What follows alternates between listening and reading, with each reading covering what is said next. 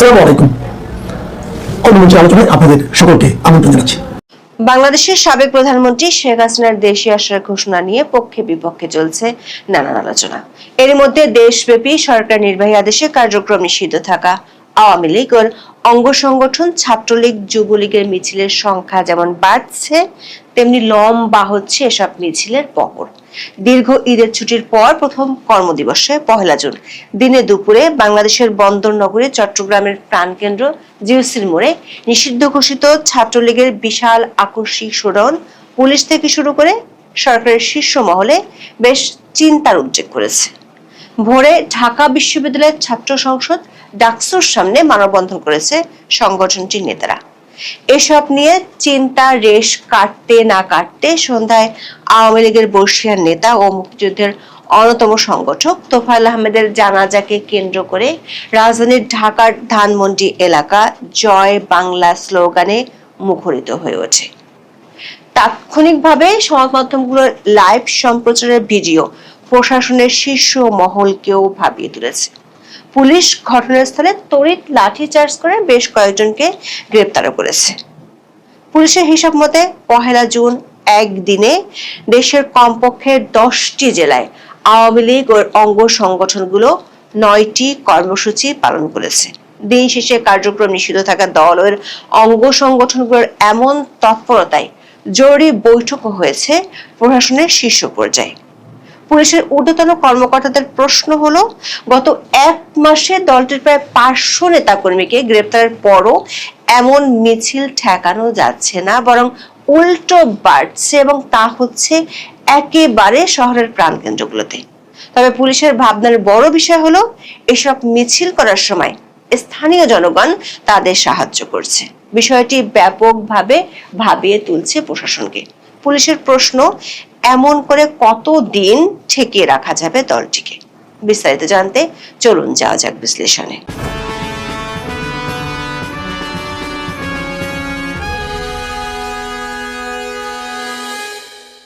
দীর্ঘ 7 দিনের ঈদুল আজহার ছুটি শেষে পহেলা জুন আনুষ্ঠানিকভাবে খুলেছে দেশের সরকারি অফিস আদালত। দীর্ঘ ছুটির পর প্রথম কর্মদিবসে রাজধানীর বাংলাদেশ সচিবালয় সহ সরকারি দপ্তরগুলোতে যখন একটি মৃদু আমেজ ও ধীর গতির কর্মচাঞ্চল্য বিরাজ করছে, ঠিক তখনই দেশের রাজনৈতিক অঙ্গনে এক আকস্মিক ঝাঁকুনি দিয়েছে কার্যক্রম নিষিদ্ধ থাকা রাজনৈতিক দল বাংলাদেশ আওয়ামী লীগ ও ছাত্র সংগঠন ছাত্রলীগের আকস্মিক রাজপথের তৎপরতা। রাজধানী ঢাকা এবং বাণিজ্যিক রাজধানী চট্টগ্রাম সহ দেশের বিভিন্ন গুরুত্বপূর্ণ মোড়ে দলটির নেতাকর্মীরা ঝটিকা মিছিল বের করেছে। 2025 সালের 12ই মে অন্তর্বর্তী সরকারের এক নির্বাহী আদেশে আওয়ামী লীগ ও অঙ্গ সংগঠনগুলোর সমস্ত রাজনৈতিক কার্যক্রম নিষিদ্ধ করা হয়েছিল। ইউনূসের আমলে ত্রয়োদশ জাতীয় সংসদ নির্বাচনের আগে দলটির নেতা কর্মীরা আকস্মিক মিছিল করত। বিএনপি ক্ষমতায় আসার পরও বহু জায়গায় মিছিল করেছে, কিন্তু পহেলা জুন বাংলাদেশের বন্দর নগরী চট্টগ্রামের দুটি আকস্মিক শোডাউন আগের কর্মকাণ্ডগুলোকে একদমই ছাড়িয়ে গেছে। দৈনিক প্রথম আলোর খবরে বলা হয়েছে, চট্টগ্রাম নগরের জিওসি মোড় এলাকায় মিছিল করেছে নিষিদ্ধ সংগঠন ছাত্রলীগের নেতাকর্মীরা। মিছিলের একাধিক ভিডিও সোমবার সামাজিক যোগাযোগ মাধ্যম ফেসবুকে ছড়িয়ে পড়ে। সকালে সংগঠনের ওমরগনি এমইএস কলেজ শাখার নেতাকর্মীরা মিছিলটি করেছেন। ছড়িয়ে পড়া ভিডিওতে দেখা যায় নগরের নাসিরাবাদ সরকারি উচ্চ বিদ্যালয়ের অপর পাশ থেকে ছাত্রলীগের নেতা কর্মীরা জিএসসি মোড়ের দিকে এগিয়ে যাচ্ছেন। এই সময় তারা জয় বাংলা, শেখ হাসিনা আসবে সহ নানা স্লোগান দেন। প্রত্যক্ষদর্শীরা জানিয়েছেন, মিছিলে ছাত্রলীগের শতাধিক নেতাকর্মী উপস্থিত ছিলেন। তাদের হাতে থাকা ব্যানারে লেখা ছিল এমইএস কলেজ ছাত্রলীগ। পাঁচলাইশ থানার ভারপ্রাপ্ত কর্মকর্তা জাহেদুল ইসলাম প্রথম আলোকে বলেছেন, তারা ঘটনাস্থলে গিয়ে কাউকে পাননি, তবে ঘটনার ভিডিওগুলো পর্যালোচনা করা হচ্ছে। জড়িত ব্যক্তিদের শনাক্ত করে গ্রেপ্তার করা হবে। চট্টগ্রামের আনোয়ারায় এই দিন আরো একটি মিছিল হয়েছে। সেখানে ছাত্রলীগের উদ্যোগে মিছিল করার একটি ভিডিও সামাজিক যোগাযোগ মাধ্যমে ছড়িয়ে পড়ে। গণমাধ্যমের খবরে বলা হয়েছে, সাবেক প্রধানমন্ত্রী শেখ হাসিনা সহ আওয়ামী লীগ ও সহযোগী সংগঠনের নেতাকর্মীদের বিরুদ্ধে দায়ের করা মামলা প্রত্যাহার, আটক, নেতাকর্মীদের মুক্তি এবং দেশব্যাপী চলমান ধর্ষণ ও হত্যাকাণ্ডের প্রতিবাদে এই মিছিল করা হয়েছে। এই মিছিলের ভিডিও সামাজিক যোগাযোগ মাধ্যমে ছড়িয়ে পড়ার পর বিভিন্ন মহলে বেশ আলোচনা হচ্ছে। একই দিন মৌলভীবাজার, সিরাজগঞ্জ, ফরিদপুর, রংপুর ও লক্ষ্মীপুরে মিছিল করে আওয়ামী লীগ ও অঙ্গ সংগঠনগুলো। পুলিশ ও স্থানীয় সূত্র জানা গেছে, 1 জুন সকালে মৌলভীবাজার শহরের শমশেরনগর সড়কে ছাত্রলীগের নেতাকর্মীরা মিছিল বের করে। তবে পুলিশ তাৎক্ষণিক ধাওয়া দিয়ে ব্যানার সহ 2 ছাত্রলীগ কর্মীকে গ্রেপ্তার করে। পরবর্তীতে ওই মিছিলের একটি ভিডিও সামাজিক যোগাযোগ মাধ্যমে ছড়িয়ে দেওয়া হলে তা ভাইরাল হয়। একইভাবে ছাত্রলীগের একটি মিছিলের ভিডিও সামাজিক যোগাযোগ মাধ্যমে ছড়িয়ে পড়লে ব্যাপক আলোচনা শুরু হয়েছে রংপুর মহানগরীতে। ভিডিওতে দেখা যায় রংপুর মহানগর ছাত্রলীগের ব্যানারে হওয়া এই মিছিলে অংশগ্রহণকারীদের অধিকাংশের মুখে মাস্ক ও মাথায় ক্যাপ ছিল। ব্যানারে বাংলাদেশ আওয়ামী লীগ ও বাংলাদেশ ছাত্রলীগের উপর নিষেধাজ্ঞা প্রত্যাহার এবং সকল রাজবন্দীর মুক্তির দাবিতে বিক্ষোভ মিছিল লেখা ছিল। আইন শৃঙ্খলা বাহিনীর তথ্য অনুযায়ী ভিডিওটি নগরের পশ্চিম বাবুখান নজরুল পাঠাগারের সামনে আরেক রোড এলাকায় ধারণ করা হয়েছে বলে ধারণা করা হচ্ছে। সবচেয়ে অবাক করা বিষয় হলো 24 মধ্য জুলাই থেকে ঢাকা বিশ্ববিদ্যালয় থেকে একেবারে বাইরে আছে ছাত্রলীগ, কিন্তু নিষিদ্ধ ঘোষিত এই সংগঠনটির নেতাকর্মীরা 1 জুন ঢাকা বিশ্ববিদ্যালয়ে মানববন্ধন করেছে। সেটি আবার একেবারে বিশ্ববিদ্যালয়ের কেন্দ্রীয় ছাত্র সংসদ বা ডাকসু ভবনের সামনে। গত ডাকসু নির্বাচনের পর থেকেই ভবনটি একরকম ছাত্র শিবিরের দখলই আছে। বাংলা ট্রিবিউনের খবরে বলা হয়েছে, ঢাকা বিশ্ববিদ্যালয়ের কেন্দ্রীয় ছাত্র সংসদ বা ডাকসু ভবনের সামনে মৌন মানববন্ধন কর্মসূচি পালন করেছে ছাত্রলীগ। কর্মসূচি থেকে সংগঠনটির পক্ষ থেকে 6 দফা দাবি তুলে ধরা হয়েছে। 1 জুন সকাল 8টার দিকে ঢাকা বিশ্ববিদ্যালয়ের ডাকসু ভবনের সামনে কর্মসূচি অনুষ্ঠিত হয়। লিখিত বক্তব্যে ছাত্রলীগের পক্ষ থেকে অন্তর্বর্তীকালীন সরকারের প্রধান উপদেষ্টা মোহাম্মদ ইউনূসের বিরুদ্ধে বিভিন্ন অভিযোগ এনে তার ফাঁসির দাবি জানানো হয়। সংগঠনটির দাবি, প্রধান উপদেষ্টা হামেদ টিকার অর্থ আত্মসাৎ করেছেন এবং শিশু মৃত্যুর ঘটনার সঙ্গে জড়িত। সংগঠনটির উত্থাপিত 6 দফা দাবির মধ্যে রয়েছে সারা দেশে সংগঠনটির নেতা কর্মীদের বিরুদ্ধে দেওয়া বহিষ্কারাদেশ ও মামলা প্রত্যাহার, গ্রেপ্তার হওয়া কর্মীদের নিঃশর্ত মুক্তি এবং নতুন করে সোনান অ্যারেস্ট দেখানো বন্ধ করা। এছাড়া নারী ও শিশু হত্যা, ধর্ষণ, মাদ্রাসায় শিশু নির্যাতন এবং অনলাইনে নারী হয়রানির সঙ্গে জড়িতদের চিহ্নিত করে দৃষ্টান্তমূলক শাস্তি নিশ্চিত করার দাবি জানানো হয়। এ বিষয়ে জানতে চাইলে ঢাকা বিশ্ববিদ্যালয়ের প্রক্টর মোহাম্মদ ইসরাফিল রতন গণমাধ্যমকে বলেছেন, কারা এই কর্মসূচিতে অংশ নিয়েছে তা শনাক্ত করতে সিসিটিভি ফুটেজ পর্যালোচনা করা হচ্ছে। বিষয়টি নিশ্চিত হওয়ার পর বিস্তারিত জানানো হবে। দিনব্যাপী দেশের নানা স্থানে ছাত্রলীগ, আওয়ামী লীগের এসব কর্মসূচির খবর গণমাধ্যম ও সামাজিক মাধ্যমে ছড়িয়ে পড়ে এবং তা নিয়ে নানা আলোচনা হচ্ছিল। এরই মধ্যে সাবেক মন্ত্রী ও আওয়ামী লীগের বর্ষিয়ান নেতা তোফায়েল আহমেদের মৃত্যুর খবর আসে। সোমবার বেলা 3:30টায় রাজধানীর স্কয়ার হাসপাতালে চিকিৎসাধীন অবস্থায় শেষ নিঃশ্বাস ত্যাগ করেন তিনি। তার বয়স হয়েছিল 82 বছর। তোফায়েল আহমেদের রাজনৈতিক জীবন ছিল বর্ণাঢ্য। 1970 সালে তিনি প্রথমবারের মতো আওয়ামী লীগের মনোনয়নে জাতীয় পরিষদের নির্বাচনে অংশ নিয়ে জয়লাভ করেন। দেশ স্বাধীনের পর বাংলাদেশ আওয়ামী লীগের প্রার্থী হিসেবে নিজ জেলা ভোলা থেকে 1973 থেকে 2024 সাল পর্যন্ত সব মিলিয়ে তিনি 9 বার সংসদ সদস্য নির্বাচিত হন। রাজনৈতিক কারণে 1975 সাল থেকে টানা 33 মাস এবং তারপর অনেকবার কারাভোগ করেন এই নেতা। তিনি কার্যক্রম নিষিদ্ধ আওয়ামী লীগের উপদেষ্টা মণ্ডলীর সদস্য ছিলেন। 69 গণ অভ্যুত্থান ও মহান মুক্তিযুদ্ধের অন্যতম এই সংগঠকের প্রথম জানাজা রাজধানীর ধানমন্ডির তাকওয়া মসজিদে অনুষ্ঠিত হয়। জানাজা শেষে নেতাকর্মীরা জয় বাংলা স্লোগান দিয়ে মিছিল শুরু করে। স্লোগান বাড়তে থাকলে এক পর্যায়ে পুলিশ লাঠিচার্জ শুরু করে। সেখান থেকে পুলিশ কয়েকজনকে আটক করে, তবে তাৎক্ষণিকভাবে তাদের পরিচয় নিশ্চিত করা যায়নি। পুলিশ সদর দপ্তরের একটি সূত্র বলছে, একদিনে দেশের এতগুলো জেলায় আওয়ামী লীগ ও অঙ্গ সংগঠনগুলোর বড় বড় শোডাউন বিএনপি ক্ষমতায় আসার পর এই প্রথম হয়েছে। বিষয়টি প্রশাসনকে ভাবিয়ে তুলেছে। পুলিশের একটি গোয়েন্দা উইং এর মতে, আওয়ামী লীগ ও অঙ্গ সংগঠনগুলো যেভাবে দেশে কাজ করছে, পুলিশ সেটার নাম দিয়েছে অপারেশন চক্রবাল। কিন্তু এতদিন যেসব মিছিল হতো সেগুলোতে জনসমাগম এতটা ছিল না। কিন্তু 1 জুন প্রথমে চট্টগ্রাম শহরে, পরে ঢাকার ধানমন্ডিতে এত বেশি লোক সমাগম হয়েছে যেটি পুলিশকে নতুন করে ভাবাচ্ছে। পুলিশ ও স্থানীয় সূত্রে জানা গেছে, গত 24 এপ্রিল থেকে 20 মে পর্যন্ত নগরের জিওসি মোড়, 16 শহর, সিআরবি, মেহেদীবাগ, খুলশী ও কোতোয়ালি সহ বিভিন্ন এলাকায় অন্তত 10টি ঝটিকা মিছিল হয়েছে। চট্টগ্রাম পুলিশের একজন ঊর্ধ্বতন কর্মকর্তা বলছেন, সেসব মিছিলে স্থানীয় বা আশপাশের লোকজন তাদের সাহায্য করতেও দেখা যাচ্ছে। বিশেষ করে পুলিশ এসব মিছিলের পেছনে ধাওয়া দিলে তখন সিএনজি ও অটোরিকশাওয়ালারা দ্রুত পালাতে মিছিলকারীদের সাহায্য করছে। ওই পুলিশ কর্মকর্তারা মনে করেন, এভাবে জনসমর্থন থাকলে পুলিশের পক্ষে আওয়ামী লীগ ও ছাত্রলীগের মিছিল ও তৎপরতা ঠেকানো সম্ভব নয়। দর্শক, আওয়ামী লীগের অঙ্গ সংগঠনগুলোর এই মিছিলের ঘটনাগুলো বাড়ছে যখন অতি সম্প্রতি ভারতের দিল্লিতে থাকা আওয়ামী লীগ সভানেত্রী এবং বাংলাদেশের সাবেক প্রধানমন্ত্রী শেখ হাসিনা দলের নেতা কর্মীদের দেশে ফেরার এবং স্থানীয় সরকার নির্বাচনে অংশ নেয়ার নির্দেশ দিয়েছেন। একই সাথে আন্তর্জাতিক অপরাধ ট্রাইব্যুনালে মৃত্যুদণ্ডে দণ্ডিত হওয়ার রায় হওয়ার পরও তিনি যে কোনো উপায়ে দেশে ফেরার ঘোষণা দিয়েছেন। সরকারি একটি গোয়েন্দা সংস্থার প্রতিবেদনে বলা হয়েছে, দেশের অর্ধেক জেলা ও উপজেলায় ছাত্রলীগ এবং যুবলীগের নতুন কমিটি দেওয়া হয়েছে। দিল্লি থেকে শেখ হাসিনা প্রায় তৃণমূলের নেতাকর্মীদের সাথে অনলাইনে কথা বলছেন, নির্দেশ দিচ্ছেন।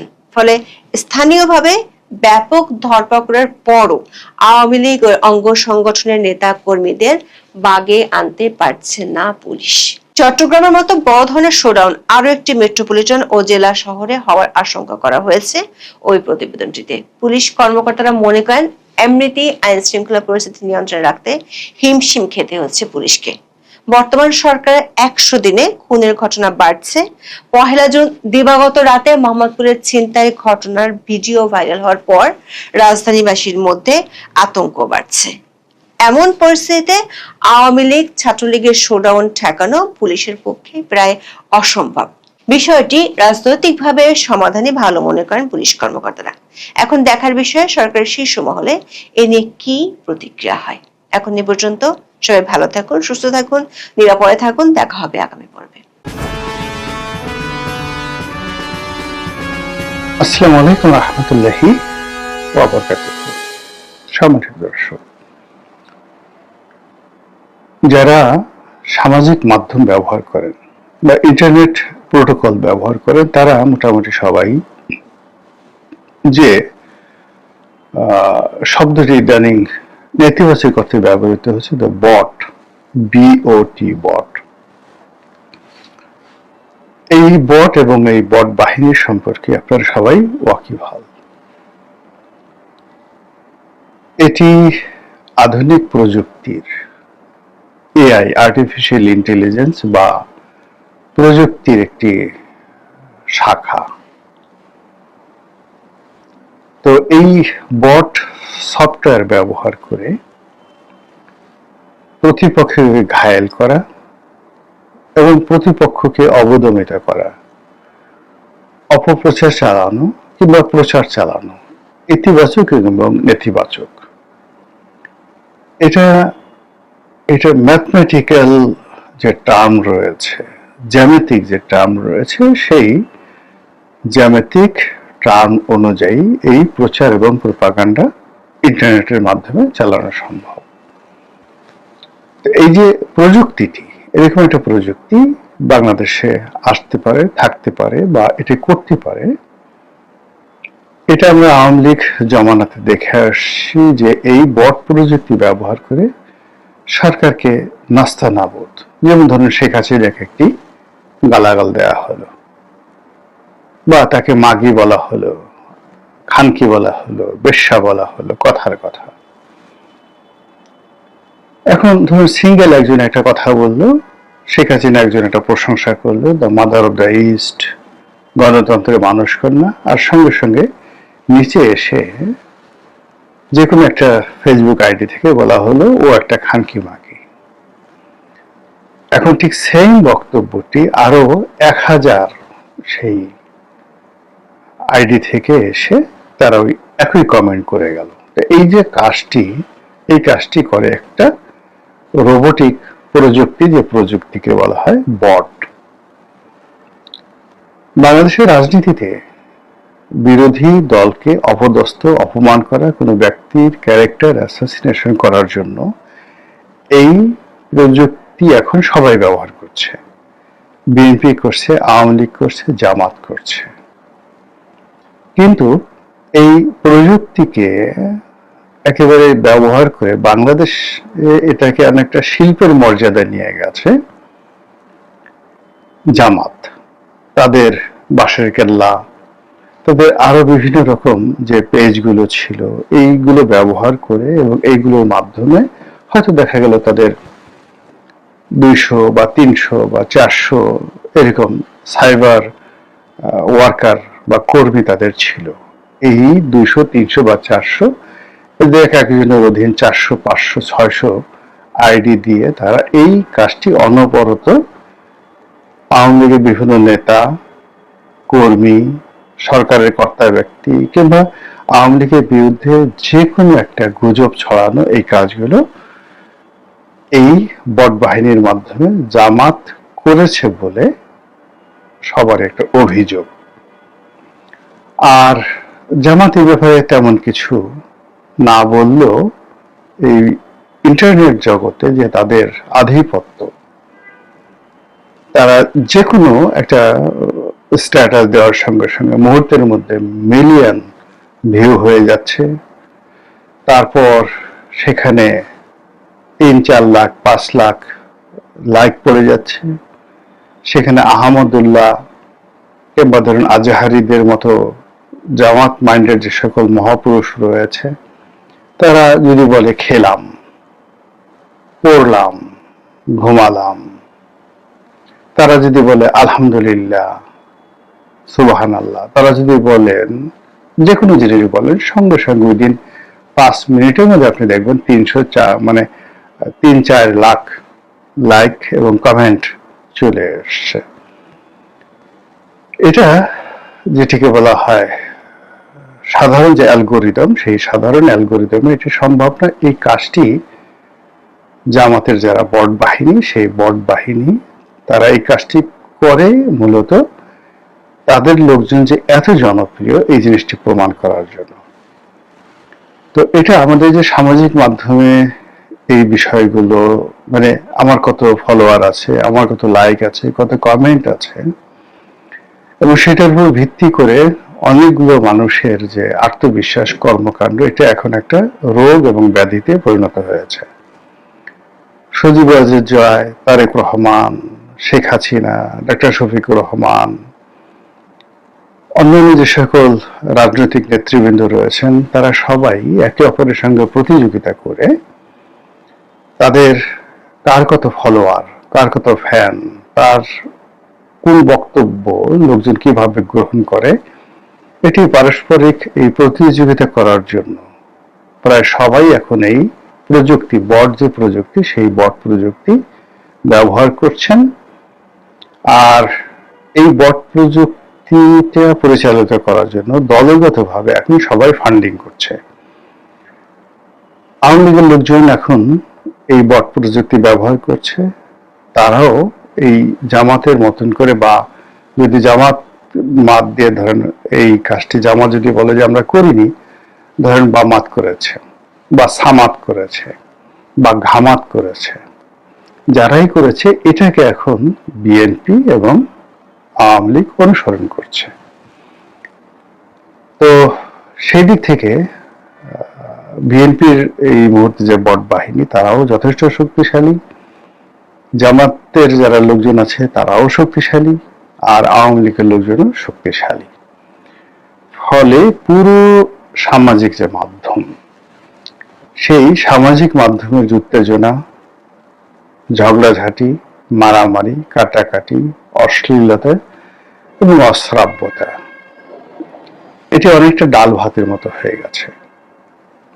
এবং সেই ডাল ভাতের কবলে পড়ে আমাদের তরুণ সমাজ, আমাদের বিভিন্ন শ্রেণী পেশার মানুষ, তাদের যে দীর্ঘদিনের যে স্বাভাবিক মানব ধর্ম রয়েছে, হিউম্যান কোয়ালিটি অ্যান্ড ক্যারেক্টারিস্টিক্স রয়েছে, হিউম্যান থিঙ্কিং রয়েছে, হিউম্যান বিহেভিয়ার রয়েছে, এই সব কিছুর মধ্যে পশুত্ব চলে এসছে, অশ্রাব্যতা চলে এসছে, অসভ্যতা চলে এসছে, যেটি বড় বড় অপরাধ সংগঠিত করাচ্ছে। এই সময়টাতে যে পায়সকাম হচ্ছে, মানে সমকামিতা, পুরুষে পুরুষে যেটা তাদের যে যৌন কর্ম, এটি এখন ইউরোপ আমেরিকা সে ভয়ঙ্কর হয়ে পড়েছে। ইউরোপ আমেরিকাতে যৌনকর্ম হয় পুরুষে পুরুষে, নারীতে নারীতে, যেটিকে লেসবিয়ান বলা হয়, বা যেটাকে সেই নারীদের যে লেসবিয়ান বা পুরুষদের মধ্যে যেটিকে বলা হয় গে, এটার একটা সিস্টেমেটিক নিয়মতান্ত্রিক পদ্ধতি রয়েছে। কিন্তু ধর্ষণের মতো ঘটনা, পুরুষ ধর্ষণ, নারী ধর্ষণ, এটি কম হয় সেখানে। কিন্তু বাংলাদেশে এই জিনিসটা বেশি হচ্ছে ইদানিং।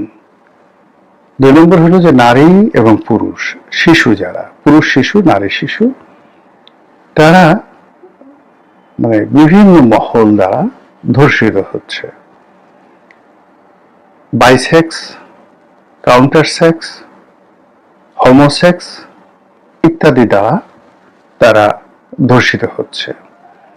আর অসম বুড়া মানুষ যুবকদের দ্বারা ধর্ষণ হচ্ছে, বুড়া মানুষ বালক বালিকাদের ধর্ষণ করছে, শিশুদের ধর্ষণ করছে। এই জিনিসগুলো এখন এমন একটা বিকৃত পর্যায়ে চলে গেছে, যেটি এই যে শিশু রামিসার যে হত্যাকাণ্ড, ধর্ষণ, এর মধ্যে যে বিকৃত রুচি, নিকৃষ্টতা, নিচুতা যেটা প্রকাশ পেল, তার পেছনে এই যে গত 2 বছর বা গত 5-7 বছর ধরে বট বাহিনীর মাধ্যমে যে সকল অশ্লীলতা, অশ্রাব্যতা ছড়িয়ে পড়েছে, সেটা অনেকাংশে দায়ী। এখন আপনি একজন মন্ত্রীকে, প্রধানমন্ত্রীকে, স্বরাষ্ট্রমন্ত্রীকে সপরিবারে অপদস্থ করতে চান, বট বাহিনী করে দিচ্ছে। আপনি এআই প্রযুক্তি ব্যবহার করে যে কোনো মানুষের কণ্ঠস্বর নকল করে হুবহু তার মুখ দিয়ে কোনো কথা বলাতে চান, তার বিশেষ অঙ্গ, তার যৌনাঙ্গ আপনি প্রকাশ করতে চান, তাকে উলঙ্গ করে ঘোরাতে চান, তার যে কোনো যেটাকে বলা হয় ব্লু ফিল্ম বানিয়ে, তার ব্লু ফিল্ম বানিয়ে আপনি প্রচার করতে চান। এটা হুবহু, খুব বেশি আপনার ইন্টেলেকচুয়াল বা আর্টিফিশিয়াল ইন্টেলিজেন্স সম্পর্কে আপনার ধারণা না থাকলে আপনি কনফিউজড হয়ে যাবেন। এমন ভাবে এই প্রযুক্তি এখন সবকিছু করছে, এবং এটি এখন বাংলাদেশে মহামারী আকার ধারণ করেছে। আপনারা জানেন যে ইতিমধ্যে বেশ কয়েকজন গ্রেপ্তার হয়েছেন, যারা জনাব সালাউদ্দিন মানে স্বরাষ্ট্রমন্ত্রী এবং তার পরিবার নিয়ে, বিশেষ করে তার কন্যাকে নিয়ে যে সকল কটূক্তি করেছে, যে সকল অন্যায় করেছে, তার প্রেক্ষিতে কয়েকজন ধরা পড়েছে। এর মধ্যে ছাত্র দলের যারা লোকজন আছে তারাও ধরা পড়েছে। প্রধানমন্ত্রী এবং তার পরিবার, তার কন্যা, তাদেরকে নিয়ে নানা রকম যে অশ্লীলতা, অশ্রাব্যতা, অপপ্রচার এবং এআই নির্মিত বিভিন্ন ভিডিও যেভাবে ছড়ানো হয়েছে, এটি এই মুহূর্তে অন্য কোনো অসভ্য দুনিয়াতেও নেই, সভ্য দুনিয়ার কথা বাদ। কাজে এটা সরকারকে বিব্রত করছে, যারা রাষ্ট্র পরিচালনা করছে তাদেরকে হতোদ্যম করে ফেলছে। তারা এই প্রযুক্তির বিরুদ্ধে লড়াই করতে চাচ্ছে। আপনারা জানেন যে কোনো প্রযুক্তি আমাদের দেশে এই মুহূর্তে যেগুলো চালু আছে, এগুলো ইউরোপ আমেরিকাতে অনেক আগেই তৈরি হয়েছে।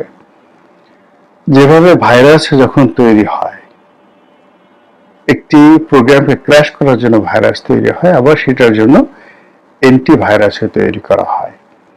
কাজে এই যে বট বাহিনী বা বট যে প্রযুক্তিটা আমরা ব্যবহার করছি অপর পক্ষকে হেনস্থা করার জন্য, কিংবা ধরুন কারো কল রেকর্ড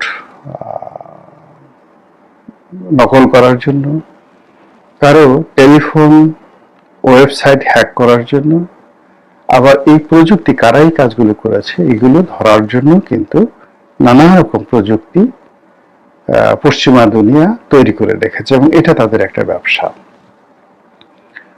আমাদের দেশে শেখ হাসিনার জামানাতে ইসরায়েলি বেশ কয়েকটি সফটওয়্যার আমদানি করা হয়েছিল মানুষের কল রেকর্ড করার জন্য, এবং এআই প্রযুক্তি দ্বারা মানুষের যে চলাফেরা, বিশেষ করে রাজনৈতিক যারা নেতৃবৃন্দ রয়েছেন তাদের চলাফেরা শনাক্ত করার জন্য, এবং সেটা এখনো বন্ধ আছে বা সেটা ব্যবহার করা হচ্ছে না, এটা কিন্তু কেউ বলছে না। কাজেই যারা এই বট অ্যাকাউন্টগুলো পরিচালনা করছেন তাদের তাদেরকে আইনের আওতায় বা তাদেরকে গোয়েন্দার নজরদারিতে আনার জন্য সরকারের হাতে যথেষ্ট প্রযুক্তি রয়েছে এবং তারা সেই কাজটি শুরু করে দিয়েছে। এখানে উদাহরণ হিসেবে আমি পেন্টাগনের নাম বলেছি, উদাহরণ হিসেবে আমি এফবিআই এর নাম বলেছি। আপনারা জানেন যে বাংলাদেশে এই মুহূর্তে মার্কিন যে স্বার্থ রয়েছে সেই স্বার্থ দেখভালের জন্য পেন্টাগন বা এফবিআই এর বহু প্রযুক্তিবিদ, বহু লোকজন তারা বাংলাদেশে থাকবে বা থাকতে পারে বা তাদের যে স্টেশন রয়েছে দিল্লিতে সেখানে থাকবে। এটাই স্বাভাবিক। এর কারণ হলো এই যে প্রযুক্তি, এখানে যারা এই মুহূর্তে প্রধানমন্ত্রীকে বা স্বরাষ্ট্রমন্ত্রীকে বা তাদের রাজনৈতিক প্রতিপক্ষকে হেনস্থা করার জন্য যে প্রযুক্তিটি ব্যবহার করছে, আগামী দিনে এই প্রযুক্তিটি যে আমেরিকার বিরুদ্ধে ব্যবহার করা হবে না, এই প্রযুক্তি যে যাকে বলা হয় পেন্টাগনের বিরুদ্ধে ব্যবহার করা হবে না, এটি কিন্তু বলা যাচ্ছে না। তো সেই দিক থেকে যেটা হচ্ছে যে সরকারের সঙ্গে আপনারা জানেন যে এই সরকার যখন ক্ষমতায় ছিল ইতিপূর্বে, যখন 21 আগস্ট গ্রেনেড হামলা হলো বিএনপির আগের জামানাতে, তখন এই 21 আগস্টের গ্রেনেড হামলা তদারক করার জন্য এফবিআই এর যে বিশেষজ্ঞ দল তারা ঢাকাতে এসেছিল বেশ কয়েকবার। এর বাইরে আমাদের সরকারের সঙ্গে বিভিন্নভাবে পারস্পরিক যে প্রযুক্তির বিনিময়, একে অপরকে টেকনিক্যালি সাহায্য সহযোগিতা করার জন্য আমেরিকার যে সকল খুব ইফেক্টিভ প্রতিষ্ঠান রয়েছে, পেন্টাগন আছে, এফবিআই আছে, তাদের সঙ্গে প্রায়ই এই প্রযুক্তিগত সাহায্য সহযোগিতা বিনিময় হয়, তথ্য বিনিময় হয়। তো সেই ক্ষেত্রে এই যে বট বাহিনী, যে বট বাহিনীকে অনেকে জামাতি বট বাহিনী বলার চেষ্টা করছেন, তাদেরকে দমন করার জন্য, তাদের বিরুদ্ধে ব্যবস্থা নেওয়ার জন্য, তাদেরকে আইনের আওতায় আনার জন্য, অকাট্য তথ্য এবং উপাত্ত সংগ্রহ করার জন্য সরকার যদি, আমি আবার বলছি, সরকার যদি মার্কিন সরকারের সাহায্য চায়, আরো যদি বলি ডিপ স্টেটের সহযোগিতা চায়, তাহলে মার্কিন সরকার এই মুহূর্তে যে সহযোগিতার হাত বাড়াবেন যে দুটি প্রতিষ্ঠানের মধ্যে, সেই দুটি প্রতিষ্ঠানের একটি হলো পেন্টাগন আর একটি হলো এফবিআই। আমার বক্তব্য হলো যে কোনো ফর্মই হোক না কেন, এই দুটি প্রতিষ্ঠান যদি একবার বাংলাদেশে অনুপ্রবেশ করে বট ধরার জন্য, বট বাহিনী ধরার জন্য, তাহলে তারা কেবলমাত্র এই বটের মধ্যেই সীমাবদ্ধ থাকবে না, তারা বট ধরতে এসে অনেককেই কট করে ফেলবে। দেশের অনেক স্বার্থ, অনেক গোপনীয় বিষয়, অনেকগুলো জিনিস তাদের হাতে চলে যাবে। কাজে এটি আমাদের জন্য শোভনীয় নয়, এটি আমাদের জন্য নিরাপদ নয়, এটি দেশপ্রেমের পরিচালক বা পরিচায়ক নয়। কাজে আমি অনুরোধ করব সবাইকে যে প্রকাশ্যে আসুন, রাজপথে আসুন, এমনকি সামাজিক প্ল্যাটফর্মে নিজের নিজের অবস্থান থেকে আপনার প্রতিবাদ আপনি জানান, আপনার মতো করে জানান। ইভেন আপনি যদি গালাগালি করতে চান সেটা করুন, কিন্তু পরিচয় গোপন করে বটের মাধ্যমে যে কাজগুলো করছেন, এতে করে দেশের ক্ষতি হচ্ছে, সরকারের ক্ষতি হচ্ছে, আপনার নিজের ক্ষতি হচ্ছে এবং আমরা জাতিগতভাবে সবাই ক্ষতিগ্রস্ত হচ্ছি। মহান আল্লাহ আমাদের সবাইকে হেদায়েত দান করুন এবং হেফাজত করুন। আসসালামু আলাইকুম ওয়া রাহমাতুল্লাহি ওয়া বারাকাতুহু।